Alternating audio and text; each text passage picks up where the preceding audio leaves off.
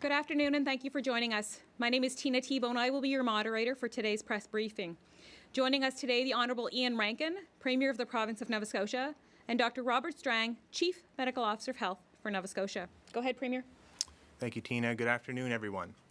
I wish I had some good news to share today, but our cases continue to climb. 66 today, with the majority in the Central Zone, the Halifax and surrounding communities. We have 5 people in hospital, including someone in their 20s in the ICU in Halifax. This is a wake-up call to our younger population. You are not invincible, and you need to take this virus and the variants seriously. For those who have been diagnosed with COVID at home or in the hospital struggling with this disease, our thoughts are with you and your families, and we wish you a speedy recovery. The virus is on the move in the Halifax Regional Municipality. We have community spread, and we need to do all we can to slow it down. Today we're closing all the schools in the Halifax Regional Centre for Education and the area that is under the order for the next 2 weeks. We have a number of teachers and staff either diagnosed with COVID or isolating because of close contacts. This closure will give all those affected enough time to isolate. It will give our custodians time to do a deep clean. And it will give our Halifax communities the chance to reduce their movement and the spread of COVID. We're also looking at our Cape Breton schools. There are currently 3 schools with reported cases of COVID. None of our students have tested positive. At this point, there is no known community spread. But I want to assure all parents and teachers and staff and students that we are watching this very carefully. We have added testing sites in the community, and we encourage everyone to get tested, including students. I know you're worried in Cape Breton, but please know we are monitoring to see what happens, and we will act swiftly when required. COVID is back, and it wants to stay. That's why we have to limit our movement and try to outsmart this deadly virus. We've already asked you to stay within your community unless you have to leave for essential purposes, for work, for daycare, for medical appointments or legal appointments. We've also reduced our gathering numbers. It's down to 5 now in the Halifax area and 10 outside of Halifax everywhere else. We may need to move down, and we'll see how this goes as it is. Today we're announcing a number of other areas where we want to reduce numbers, from sports to culture to faith-based gatherings. Dr. Strang will give you the details, but I want to talk to you about how important it is to follow these restrictions. It's not fun to practice and not play, to perform on Zoom and stand in front of a large audience. But we are taking all the necessary precautions for your protection. Today we're opening up more vaccine appointments for those over the age of 55. Joining the AstraZeneca, we now are offering Pfizer and Moderna. This is a large group, and we're hoping with all 3 vaccines being offered that we'll be able to get more and more shots into arms. And Dr. Strang, as we continue our vaccine rollout and limit our movement and gatherings, the less likely COVID-19 will stick around. Over to you. Thank you, Premier. Good afternoon, everybody. Another record-breaking day for cases, and while this is not unexpected, this is not what any of us want to see. At this point, we're not seeing community spread outside of Greater Halifax, but we are seeing connections between the cases in other zones, 2 cases in Central Zone. And with the rising cases and these connections, my concern is also rising. We said yesterday that the increase in COVID cases is not just a Halifax problem. We are a small province with a lot of interprovincial travel. We need everyone to slow down, stay close to home, and take this seriously, from Yarmouth to Amherst to Sydney. It would not take much for cases to increase outside of Central Zone if people are just going about their lives as if COVID is only in Halifax. So putting restrictions in place across the province is necessary to give us added protection. If the virus does spread, these measures will minimize its ability to take hold and spread within another community. We are targeting the activities with our restrictions that have the highest risk and are asking people to make their careful and safe choices about these activities. For all we're doing in our lives, ask yourself, is this necessary? Is it essential? And if it's not, don't do it and just stay home. There is no change to the restrictions already announced and in place for Halifax and the adjacent communities. The restrictions I am about to outline apply to the rest of the province, and they will be in effect as of 8 a.m. tomorrow. The household gathering limit is back to a total of 10 rather than household plus 10, but a larger family can still live together and be together when they are out in the community. There are to be no social events, special events, festivals, arts and cultural events, sports events, wedding receptions, or funeral visitation or receptions. Faith gatherings are reduced to 25% of indoor capacity to a maximum of 100, and with the required distancing and masking. Wedding and funeral ceremonies hosted by a recognized business or organization can have 10 people plus the officiants. Any meetings and training hosted by a recognized business or organization can have a maximum of 25 people with physical distancing and masks. There can be no games, competitions, or tournaments in sports or in-person arts or cultural performances. And there can be a maximum of 10 people indoors and 25 people outdoors to practice, train, or rehearse. Virtual gatherings and performances can be held, but with a maximum of 25 people with the necessary distancing in a single location. Restaurants and licensed establishments, Casino Nova Scotia in Sydney, any operation with a VLT, and First Nations gaming establishments can operate, but with 50% capacity, and they can provide food and beverage service until 11 p.m. and need to close at 12. Licensed and unlicensed establishments and organized clubs can operate at 50% capacity to host activities such as darts, cards, pool, and bowling. Retail businesses and malls can operate at 50% capacity. Personal services establishments, such as hair salons, barbershops, and spas, can operate but cannot provide any services that require the client to remove a mask. Indoor fitness facilities like gyms and yoga studios, and sport and recreational facilities like pools and arenas, indoor tennis courts, can operate at 50% capacity. Outdoor fitness and recreation run by businesses and organized clubs can operate with a maximum of 25 people and, again, physical distancing.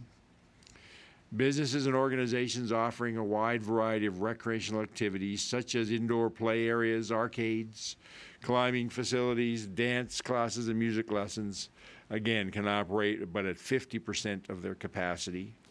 The same for museums and libraries. They can open but at 50% capacity. We are also extending the workplace masking policy to be province-wide. So in private indoor workplaces, such as offices or warehouses, masks need to be worn in all common areas, places where there is an interaction with the public, areas with poor ventilation, and areas where distance between employees cannot be maintained. And that is province-wide now. And finally, effective immediately, all recreational activities between schools, whether it be sports, music, or other clubs, as well as field trips into the community from a school, have been stopped. I know this is hard, but please believe me, if we buckle down and work together and do what needs to be done, we can turn this difficult situation around. So there's been a lot of information coming at people, and I'd like to just add some points of clarification as things we've implemented over the last few days. We're asking lots of people to go get tested. But if you're booking a test, we need to book it within your own community. You can no longer travel outside of your community to get a COVID test. And if that means you have to wait for a little bit, please do so. That's part of having everybody stick as close to home as possible.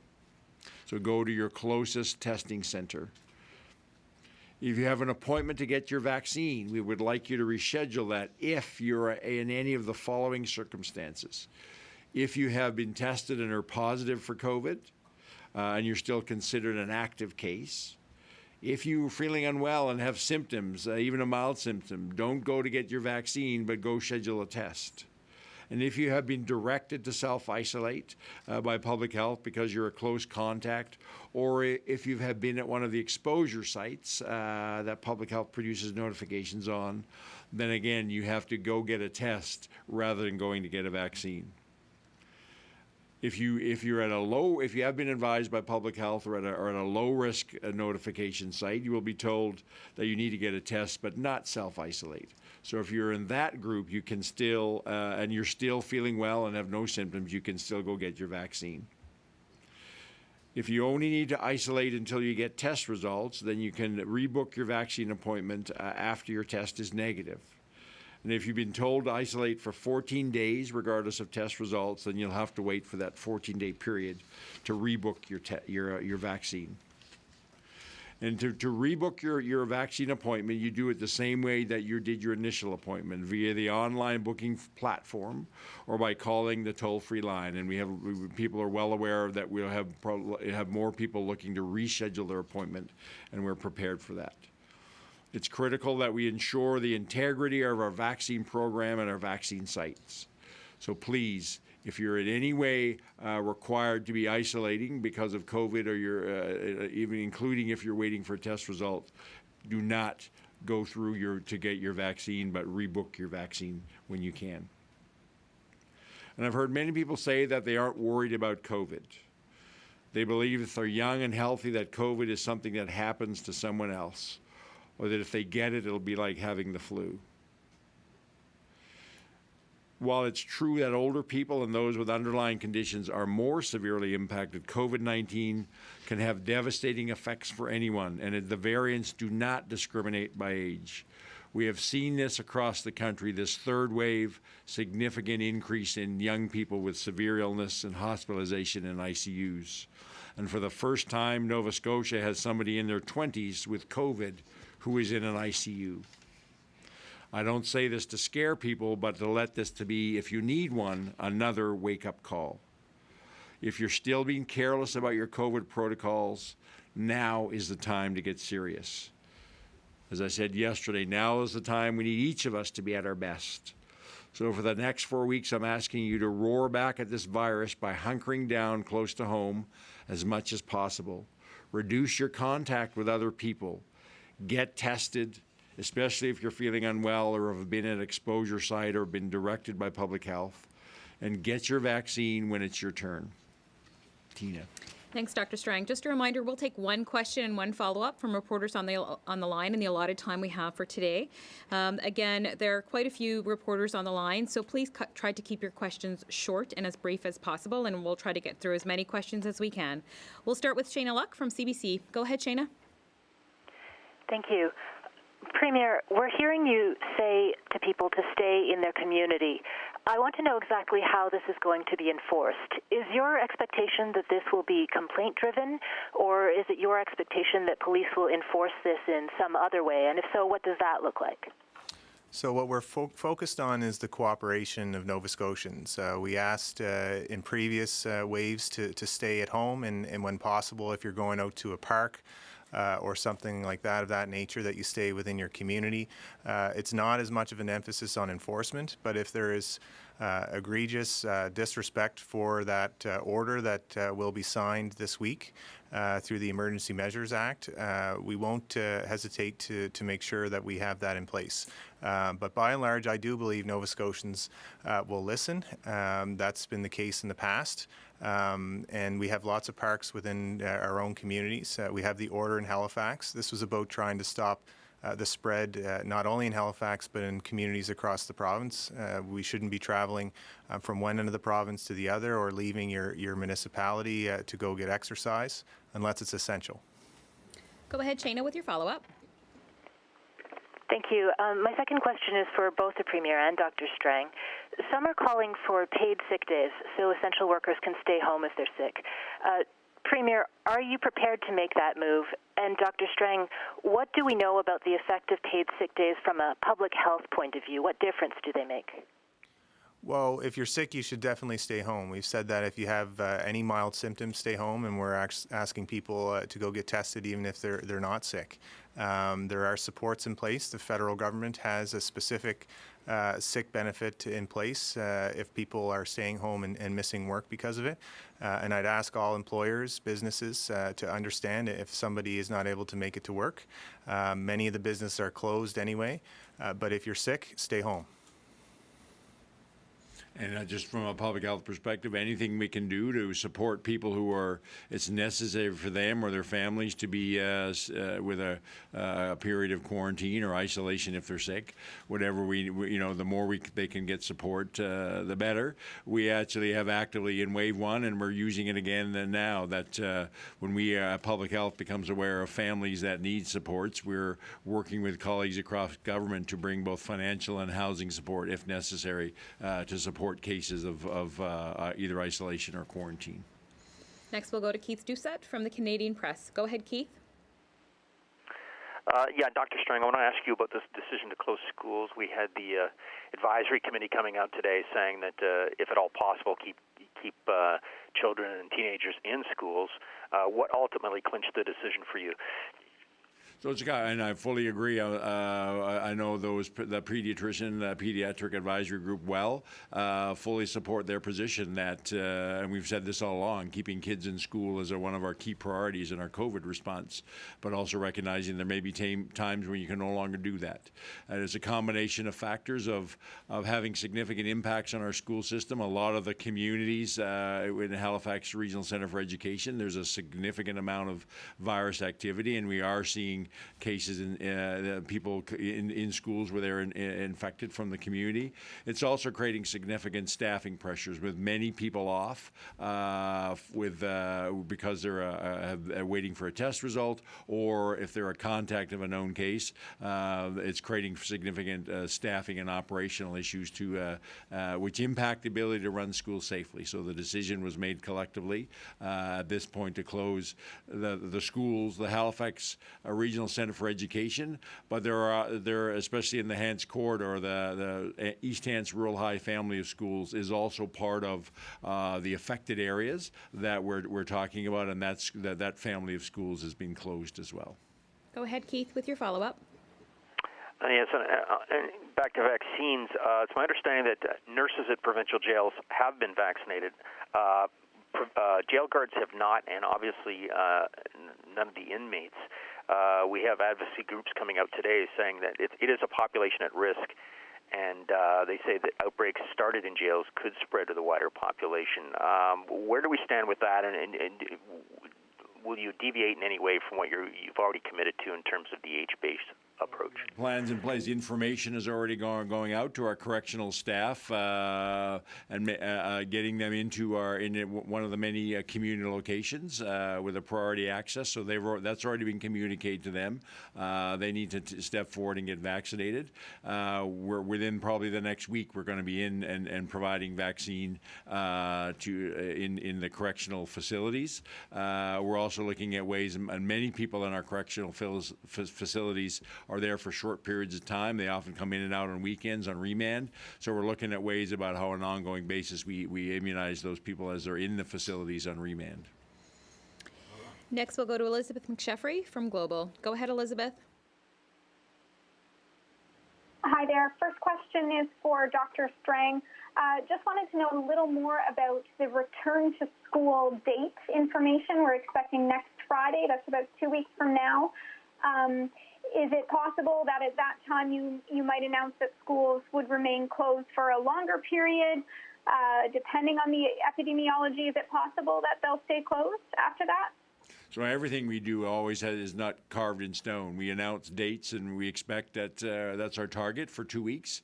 But like everything, we always watch the epidemiology, and sometimes we may need to extend if necessary. Go ahead, Elizabeth, with your follow-up. Next question is regarding vaccines. NACI's recommendation is that it can be used on adults as young as 30. And I know you've said previously that's based on epidemiology and risk for COVID-19.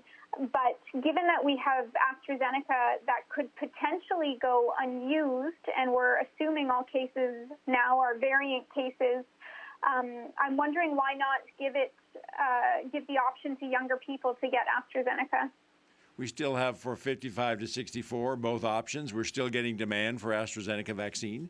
The reality is we have only a relatively small amount of AstraZeneca vaccine that is unused at this point in time. We're going to continue to roll out our vaccine program, continue to stay with that age group for AstraZeneca. We're now opening up the mRNA vaccines, Pfizer, that we have mostly in the community for people 55 to 64.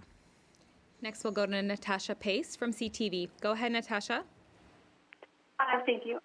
Premier and Dr. Strang, I'm just wondering whether or not you think these restrictions go far enough, especially when it comes to enforcement and the increase in fines that was announced yesterday for people who aren't following public health orders. You want me to answer? You can start, yeah. Yeah, I mean, time will tell. We put some pretty strong measures in place. We're not very far off what was used in St. John's and in Edmundston, but there are a few areas if we need to go further. But we only put them in place on Friday. As I've said before, that we need to give some time due to the nature of the virus, the incubation period. What we're seeing in the last few days is a result of people's activities a week ago, well before we put restrictions in place. So it'll be towards the end of the week before we can say what we're doing is not enough. And in terms of enforcement, we certainly need to have an enforcement component. We've certainly strengthened the message around how serious we are on that with increasing fines.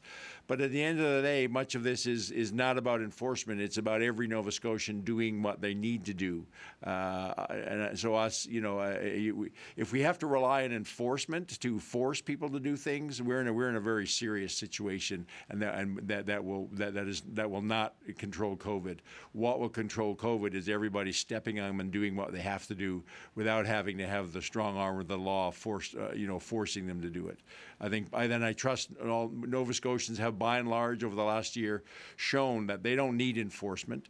They know what they need to do, and they'll do it to keep each other safe. But now we need to be even more clear and stronger about looking after each other without having to worry about whether we're going to be penalized or not. Yeah, and I agree with what has worked so far. Is Nova Scotians, to their credit, have by and large listened to the public health protocols. We'll continue to make sure we have the appropriate protocols in place based on what we're seeing out there, and we won't hesitate. I want to assure all Nova Scotians that if we need to take further action, if public health sees activity, if we need to take action outside of Halifax, then we'll do so. But we're really working hard to make sure that we're working. And I do see cooperation when you see lines getting tested. That's helping us identify cases, tracking cases.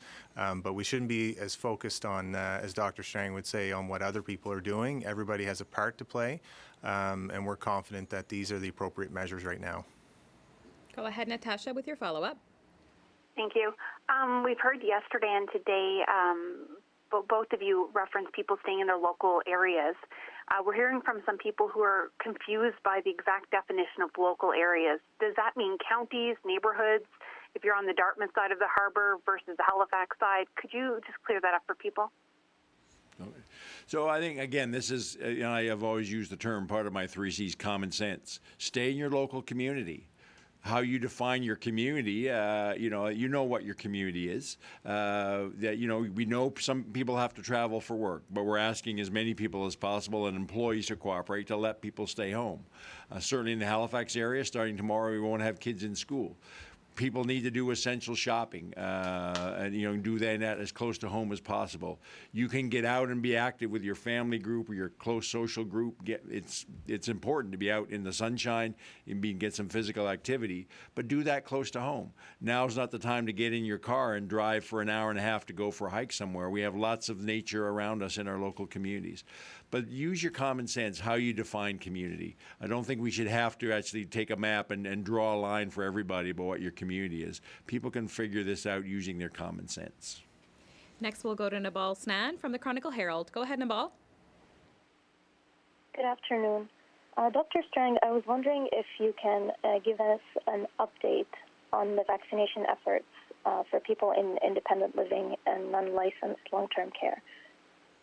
I don't have I have not had a chance to get updated in detail. I know that we are through April. We are working with all those. We're finishing off second dose in our licensed long-term care facilities. We're working with a lot of the private seniors residential homes and also other residential facilities with adults with disabilities. But I don't have a detailed update I can provide at this time. Go ahead with your follow-up, Nabal. Thank you. This is also for Dr. Strang. I was wondering if Nova Scotia is considering adding pregnant women to the COVID vaccine priority group. We've seen that happen in other parts of the country. We're not. We're sticking with our age-based approach. I get lots of questions from all sorts of groups, but the reality is we are now in a absolutely critical race between vaccination and the variant viruses. We have shown in the last couple of weeks the success and the rapid speed of how we're starting to deliver vaccine with an age-based approach. That we're within 2 to 3 weeks we're going to be into 40-year-olds. So all of these groups are looking for their conditions. And I understand their concern, but to try to figure out a way to accommodate them takes us off target at a critical time where we absolutely need to stay focused on the fastest way to get vaccine to as many people as possible. And each of those people with certain conditions, they are being protected by others around them getting immunized as fast as possible. Next, we'll go to André Blanc, Radio-Canada. Bonjour, ma question est pour Monsieur le Premier ministre. Je voulais savoir pourquoi il a été décidé exactement de fermer les écoles quand on sait qu'elles ne sont pas le lieu premier de transmission du virus.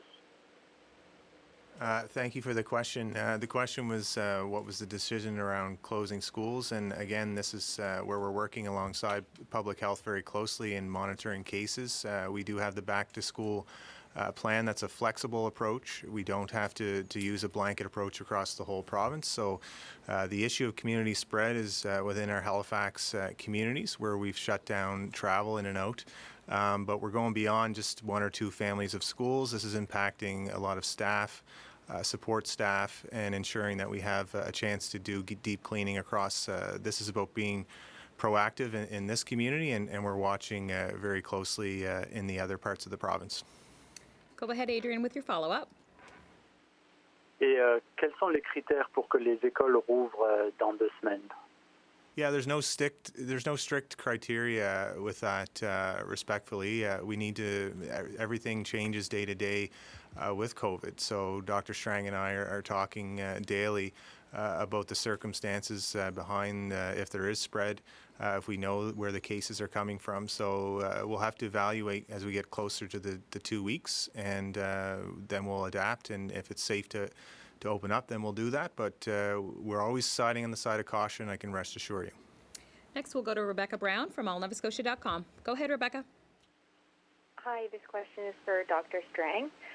You're asking people to stay in their community and get tested. So I'm wondering if there are plans to expand the rapid test sites. We're certainly looking at how both on our the primary assessment centers using the PCR test. We're use the example of up in Cape Breton. We've expanded and have both the primary assessment center using the PCR test now at the Member 2 Health and Wellness Center, and we have rapid pop-up tests using at CBU as well. And we're actively looking at how we expand, especially that rapid pop-up test. I think it's important. I need to remind people that we have different streams of testing for different purposes. The pop-up test using that rapid test, those are for our lowest risk people who have no symptoms whatsoever. If people have any symptoms, they're feeling unwell in any way, or they're been identified as a contact of a case, or they say, they read an exposure notification and they meet the criteria there. All of those are at higher risk, and they need to go to one of our PACs. It's important that people understand that, and so we have to balance about the most important thing is to get people at the higher risk tested, and we've expanded. We're now up to the ability to do, I think, about 15,000 tests a day, collecting those specimens, and the lab is working hard to catch up. And we're also looking at how we build capacity for the rapid pop-up using the rapid tests. But again, we need to build capacity in multiple streams for multiple purposes. Rebecca, go ahead with your follow-up. Yes, I was wondering what percentage of asymptomatic tests are turning up positive? We've had a few, but a very, very low percent. Our percent positivity at our PACs, which are a higher likelihood, again, as I just explained, is about 0.7%. I haven't got an update today on the number of cases. We've had a handful of cases in single digits from the thousands of tests that we've done in the last few days at our pop-up sites. Next, we'll go to Greg Mercer from the Globe and Mail. Go ahead. Thank you. It's a question for Dr. Strang. It's about airports, and I'm just wondering how confident you are that screening processes at airports have been effective in keeping the virus out of the province, and why rapid testing is not being used for all travelers coming into that airport. So we've been through this a lot. I mean, the most important thing that controls the entry of virus is not testing, it's quarantining. And we've had robust quarantining for months about people coming into the province. You can supplement that by testing, but people need to understand that just because somebody is negative upon entry does not at all mean that they couldn't turn positive. So we've quarantined as the first most important step. We are virtually all travelers who are coming in are being tested. They may not just be tested at the airport. Having said that, we are actively working with the airport around how we might use rapid testing of travelers. We've in good conversations with them. We've got some solutions that just need some final steps. The reality is that the testing strategy, all the people who are working virtually 24 hours a day for the last week on this have been taken off task of that work to deal with our current surge in Halifax. Go ahead with your follow-up. It's just about concerns you might have about people with seasonal properties, cottages, coming into the province and seeing Nova Scotia as a place to ride out the pandemic, leaving regions with higher case numbers. Are you concerned about that trend? So that is I am concerned about that. Is exactly why we announced last Tuesday only essential travelers can come into Nova Scotia. And as part of that, we said people coming here for seasonal travel cannot come at least until May the 20th. And if we have to push that date out, we will. We've already turned a number of people away at the border who had no reason to be a non-essential reason for coming into Nova Scotia, and we're turning them away. Next, we'll go to Jake Boudreau from the Port Hawkesbury Reporter. Jake, are you there? Yes, I am. All right, go ahead, Jake. My question is for Dr. Strang. On the 23rd was an advisory issued about the Port Hawkesbury Civic Center, and part of that was that anyone there had to isolate. But then the next morning that was changed, and the requirement was that people have to get tested. I'm just wondering what happened there, why there was a change.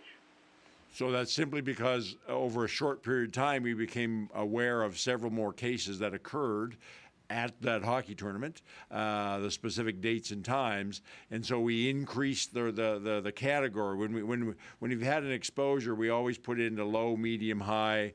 That's the work of public health, and based on that, we give certain advice for people what actions people should take when they've been there.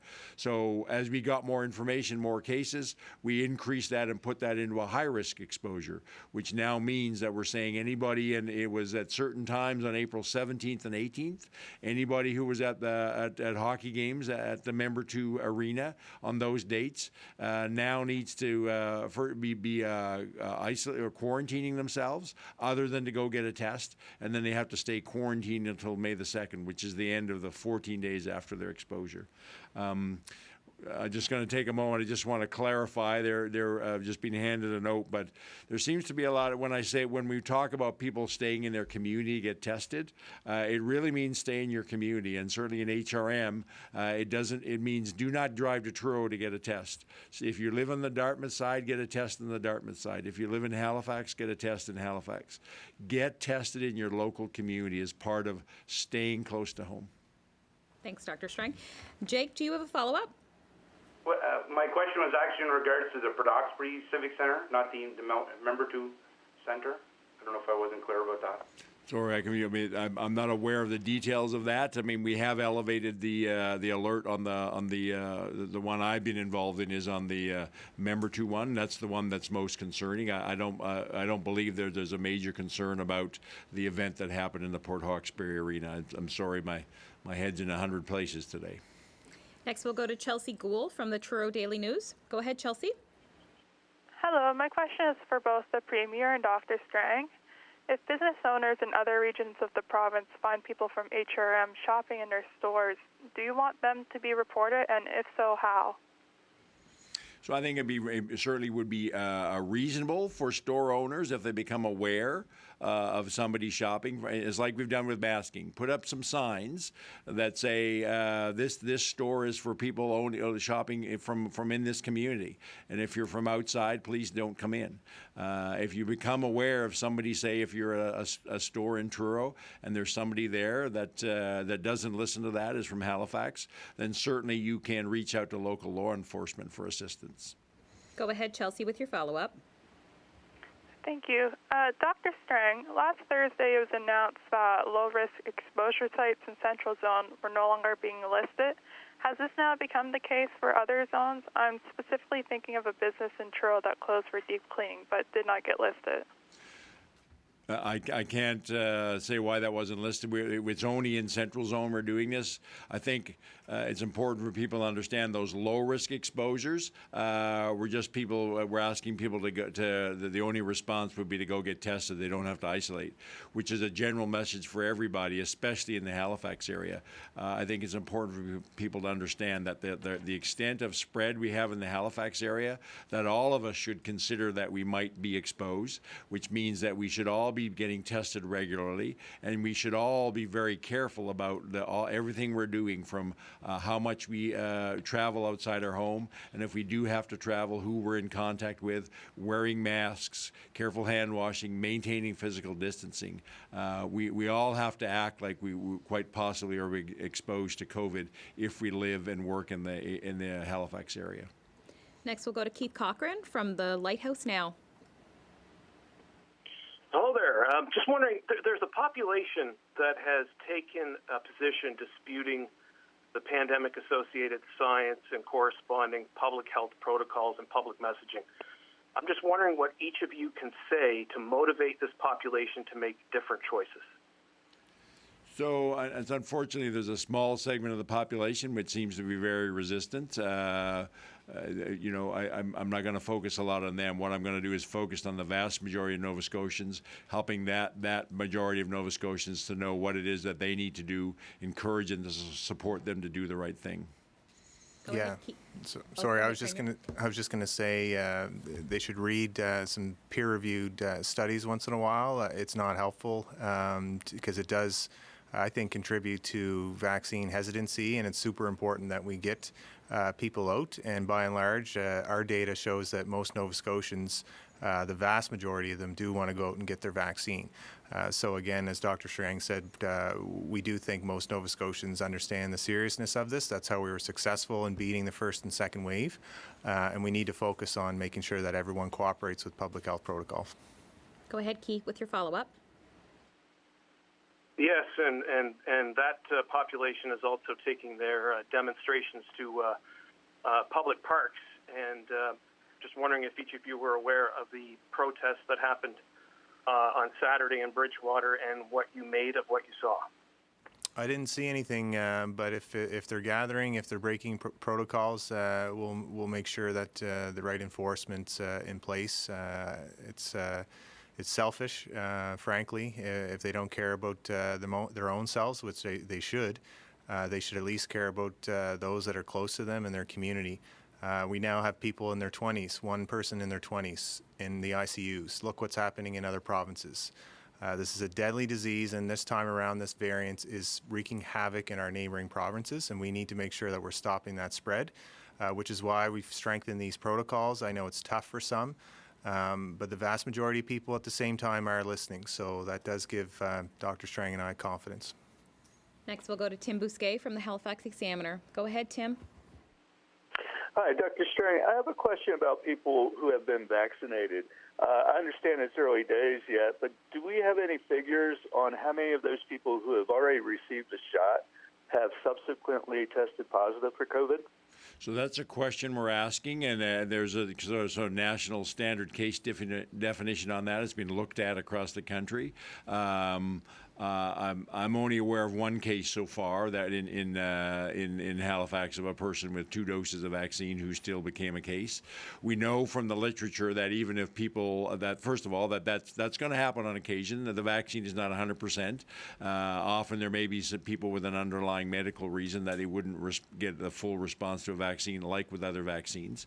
But we also know that people, even if they're vaccinated and they get infected, they're much less likely to be infectious and be able to spread the virus in a meaningful way to others. But we are tracking that, and I'm only aware of the one case. Go ahead, Tim, with your follow-up. Yes, almost related, I guess. Some provinces have made the decision that people who have already had COVID, that have already tested positive for COVID in the past, will only receive one shot of vaccine. Have you and your team wrapped your head around that issue, and if so, what have you decided?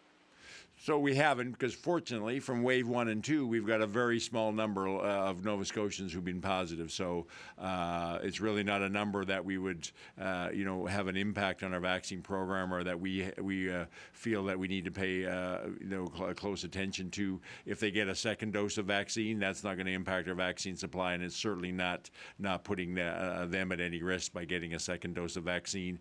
And there's a lot of unknown science on this, so I would argue that the best thing to do is make sure everybody gets 2 doses of vaccine. Next, we'll go to Pat Healy from the Laker. Go ahead, Pat.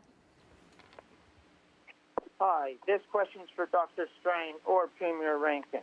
Many Mount Uniacke High School students go to Evanview High in Windsor. Do they go to school when their younger siblings can't go to Uniacke District?